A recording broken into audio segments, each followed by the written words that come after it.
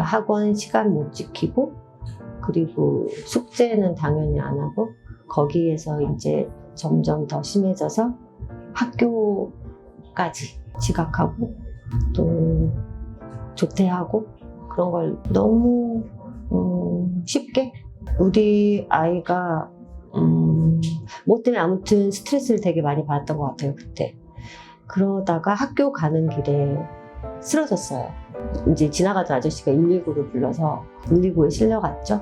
그렇게 해서 이제 그날 학교를 못 갔고, 그것 때문에 이제 그 다음날도 아프다고 학교를 안 갔고, 기립성 저혈압이라고 교육을 받긴 했는데, 몇 번 그렇게 경험하고 학교를 안 가고 조퇴하고 이런 경험을 겪자, 아, 이렇게 학교를 안 가는 방법이 있구나.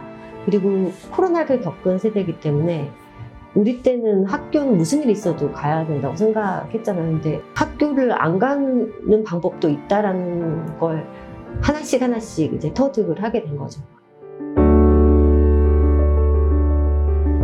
그냥 이해할 수가 없었어요, 그런 행동 자체를. 아, 어떻게 이렇게 책임감도 없고 성실하지 않을 수 있지? 그리고 가장 제가 걱정했던 거는 미래가 보이지 않는다. 공부를 잘하고 못하는 거는 별로 중요하지 않다고 생각을 했죠. 좋아하는 것이 있고 하고 싶은 것이 있고, 그러면 뭔가 그걸 얻기 위해서 설득하고 노력하고, 실패하더라도 다시 도전하고 다시 시도하고 얻어내고, 거기서 만족감 얻고, 그래서 자기 걸 점점 얻어내고 더 어려운 시도도 해보는 거죠. 근데 그런 게 전혀 없었어요. 시도 자체를 하지 않았으니까 어렵다? 그러면 포기.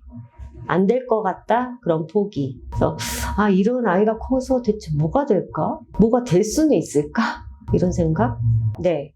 대답은 하고 그 다음날부터 이제 만약에 하게 되잖아요. 그 다음날부터 지키지 않아요. 그리고 예를 들어서 이제 지켰다고 치죠. 근데 하루는 지키고 그 다음날 못 지켰죠. 그럼 그냥 포기해요. 왜냐하면 어차피 못 지켰기 때문에 안 된다고 생각하는 거죠. 아예 시도조차 하지 않죠. 하루 못 지켰지만 그러면 엄마, 내가 오늘은 못 지켰지만 내일은 더 일찍 일어나서 1시간 늦은 만큼 1시간 일찍 학교를 갈게 라고 딜을 해볼 수도 있죠. 진짜 가고 싶으면. 어차피 안 됐는데 뭐 포기하지 뭐. 못할 것 같아. 그리고 시도하지 않고.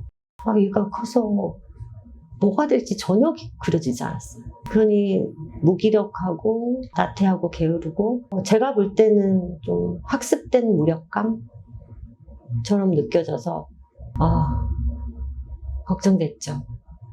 그냥 그때 핸드폰하고 친구랑 통화하기, 정말 몇 시간씩 밤새 그냥 그때 문 닫고 들어갔던 것 같고, 그냥 대꾸도 안 하고 그냥 귀 막고 크게 노래를 튼다든가 노래를 부른다든지 듣기 싫다는 뜻이죠. 그거였어요. 제가 아까 말씀드린 미래가 보이지 않는 것 같은. 그래서 얘는 뭔가 동기부여가 필요하다. 그래서 인터넷으로 검색을 했죠. 이거는 내가 얘를 이끌 수 있는 상황은 아니다. 그래서 검색어가 동기부여 같고, 블로그를 봤고요. 그래서 여기라면 해줄 수 있지 않을까? 얘한테는 지금 작은 성공의 경험이 필요하다고 생각했어요. 그러니까 아주 작은 거라도, 어떤 것도 하지 않았기 때문에 작은 성공의 경험, 그 경험이 쌓이다 보면 스스로 만족감도 높아질 것 같고 자존감도 생기겠다 생각을 했고, 그래서 바로 상담 요청을 했죠. 고민 안 했어요, 전혀. 여기다 그냥 고민하지 않고 바로 연락했어요. 이런 아이를 많이 알고 있다는 느낌이 들었고, 해답을 알고 있는 것처럼 저는 느꼈어요. 거리가 있었기 때문에 좀 찾아보긴 했죠. 주위에 이런 곳이 있나? 이미 아이를 어떻게 이끌어야 되는지 모를 뿐만 아니고 알고 있다 하더라도 이미 충돌이 있었고 서로 신뢰가 깨진 상태에서, 그리고 부모의 권위가 이미 없었기 때문에 그때는 제가 할 수 없다라는 결론을 내렸고, 누군가는 분명히 해줘야 된다라고 생각을 했거든요. 그냥 고민 안 했던 것 같아요, 저는. 그냥 여기다. 제 어떤 말도 먹히지 않으니까 그냥 제 말은 잔소리일 뿐이고, 어떤 말도 먹히지 않고 어떤 것도 행동 변화를 일으킬 수 없었으니까 의미가 없는 거죠. 그리고 그렇게 충돌하고 나니까 아이도 부모와 떨어져 있고 싶어 하더라고요.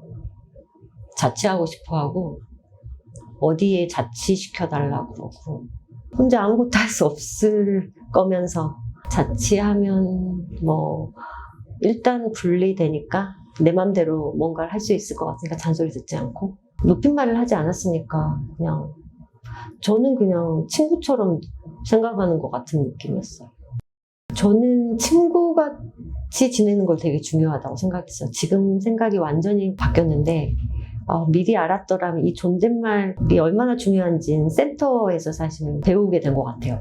제가 다시 애를 키우면 그것만은 정말 반드시 하게 할 거란 생각이에요. 그리고 주위에도 정말 높임말은 꼭 하게 해야 한다. 부모는 친구가 될 수 없고 권위가 있어야 교육을 따른다. 그렇게 얘기를 해주고 있죠. 제가 해줄 수 없다는 게 확실하니까요. 그렇다면 제 권위를 대신해줄 전문가가 필요했죠. 그게 센터라고 저는 확신했고, 사실 요구 조건은 간단했잖아요. 개입하지 않는 것. 되게 쉽다고 생각했죠. 속 편하다. 엄마가 잔소리도 안 해도 되고 얼마나 좋을까 했는데, 하다 보니 정말 가장 어려운 일이기도 했어요. 왜냐면 제가 지금까지 해왔던 교육의 방식, 그거밖에 모르죠, 저는. 아이를 교육시키는 방법, 유일하게 아는 방법이고, 또 그 방법은 실패한 방법이죠.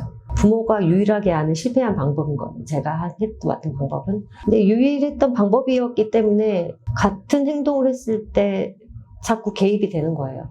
똑같은 방식으로 대하는 거죠. 분명히 도움이 안 된다는 건 알지만 관성으로 늘 그냥 똑같이 대하려고 했죠, 제가. 그걸 그냥 거리를 두고 지켜보고 기다리는 게 굉장히 힘들었어요. 사람을 변화시키는 게 굉장히 어렵다고 하셨잖아요. 정성을 들여야 되는 일이라고. 그러면 하루아침에 되는 일은 아니죠. 근데 드라마틱한 변화가 되기를 바라죠, 부모는. 절대 그게 있을 수 없는 일인데, 끝나기는 할까? 집 나가서 불편하면 돌아오는 게 당연한 건데 안 돌아오니까 이제 해야 될 일을 알려주고 지켜야 될 걸 알려주고, 우리한테는 그게 버거웠던 거죠. 이 아이의 특징이 회피, 반항기도 약간 있잖아요. 그게 전부 더해지니까 집을 나갔죠.